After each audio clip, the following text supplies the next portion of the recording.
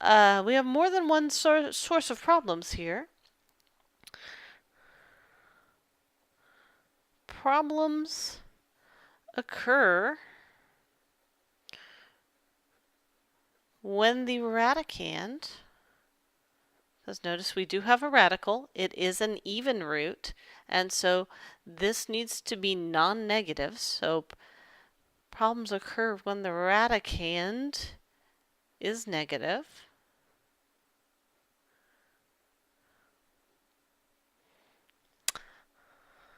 Problems also occur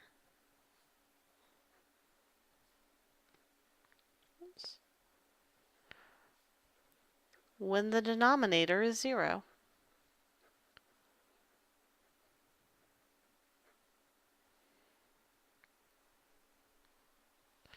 So,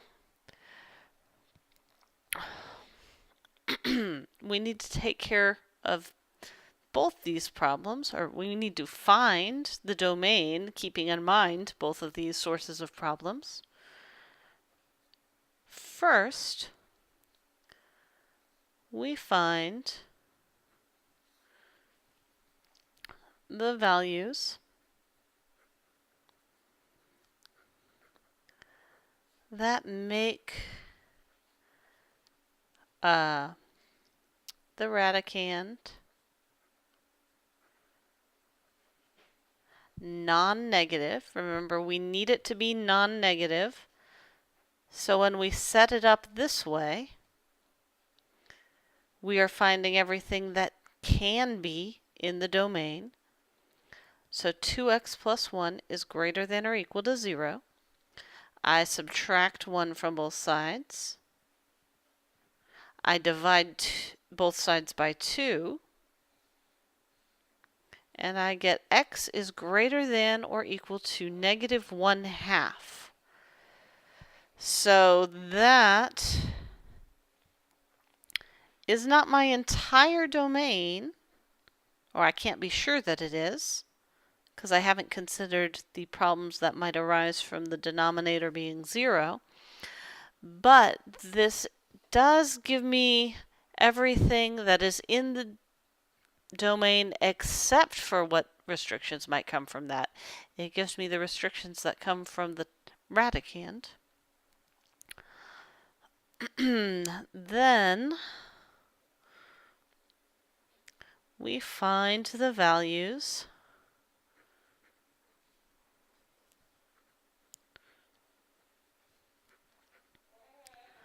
that make the denominator, well, we're looking for the values that make the denominator non-zero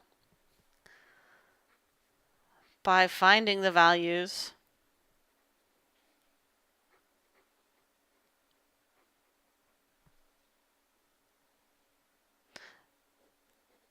that make it 0. So I set the denominator equal to 0, and then I keep in mind what I'm looking for. Oh, I have been writing off the camera again, haven't I? Maybe I can edit that part out. So next, we're going to find the problems that might arise from the denominator by making the denominator, we'll take the denominator, set it equal to 0, and I want to remember that this is going to give me all the problems. So I will take the complement of the set that I get in order to know what my good domain is. Again, we can solve this by factoring. I'll factor out an x first. I can factor an x out of all three terms. And then I can factor this. That factors as x plus 4, x minus 6. So I end up with x equals 0, x plus 4 equals 0, x minus 6 equals 0. Of course, x plus 4 is equal to 0 when x equals negative 4, and x minus 6 is equal to 0 when x is equal to positive 6. So, and I did it again. We're just going to move the paper all the way up. I should just work with half sheets of paper. So the domain, or the part of the domain that is valid with considering the denominator, well, x can't be 0. That would make the denominator 0. X can't be negative 4. And x can't be 6. So I have 3 restrictions from that.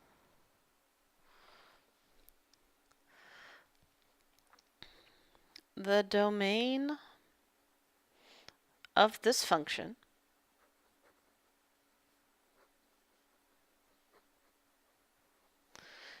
is the intersection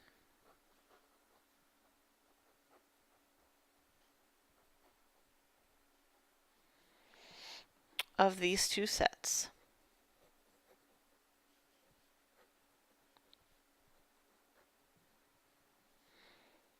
So this is the one that we got from the radicand being non-negative.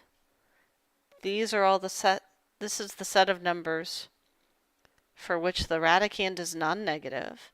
It also needs to be true that the denominator is non-zero. And this is the set of numbers for which the denominator is non-zero.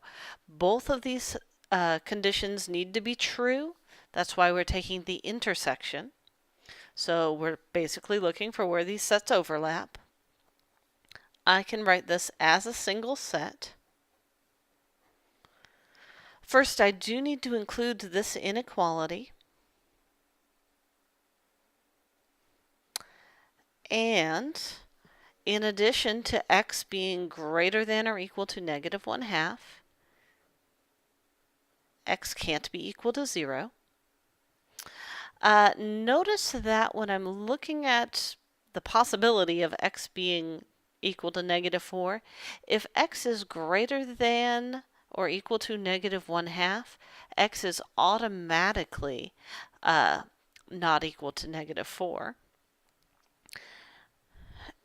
But I also need to include the condition about x being not equal to 6.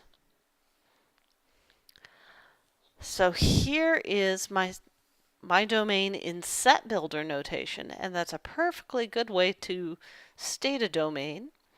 However, we are going to, in general, want to put our answers in interval notation.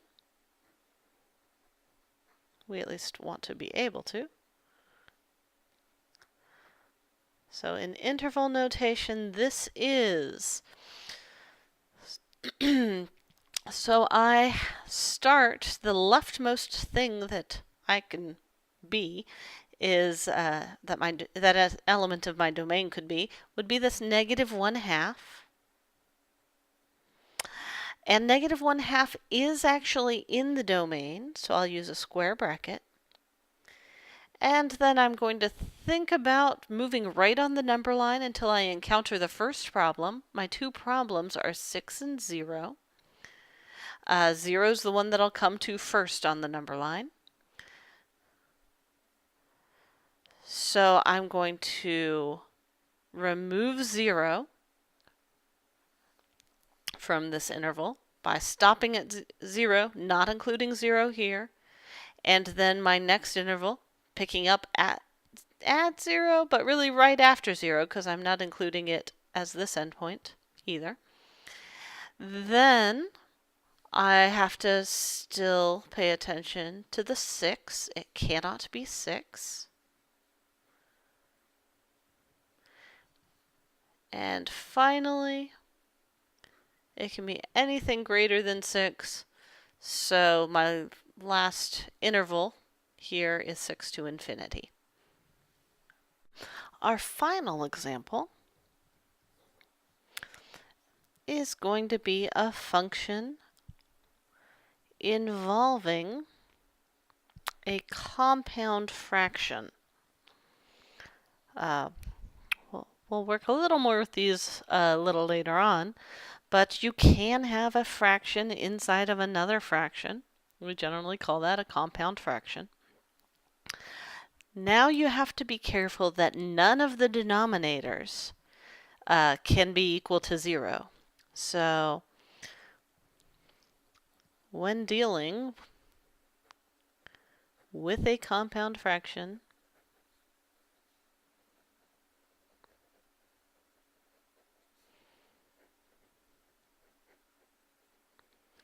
none of the denominators can be 0.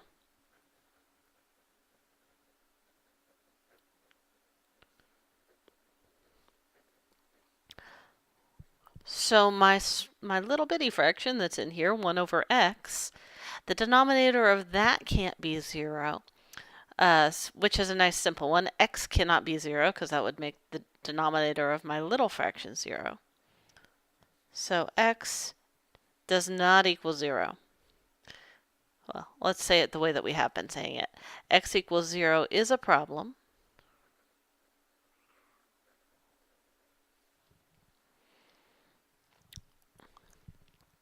And so 0 is not in the domain of this function. Also, 1 over x minus 3 equal to 0 is a problem. So the larger denominator can't be equal to 0 either. So I'm going to rewrite it here. I have an x here in the denominator. I want to get rid of that. So I'm going to multiply both sides by x. When I distribute that here, x times 1 over x, well, my x's will cancel out and just leave me with 1, minus 3x, and then of course 0 times anything is just 0. So 1 is equal to 3x, and x is equal to 1/3. The domain of this function, I have two problems. X equals 0 is a problem, and x equals 1/3 is a problem. So the domain of this function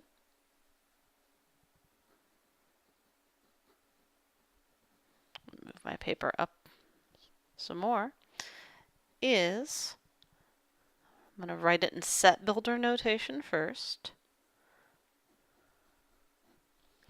The set of all x's that are in the real numbers, where x is not equal to 0 and x is not equal to 1/3. In interval notation,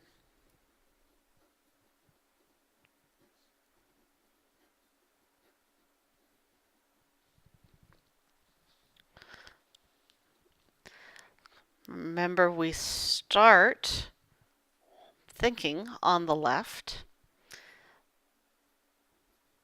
So this can really be anything up until it can't be 0.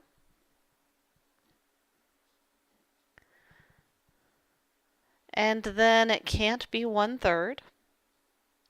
And those are the only two values that it can't be. You can go all the way to infinity. So there's the domain of this function in interval notation.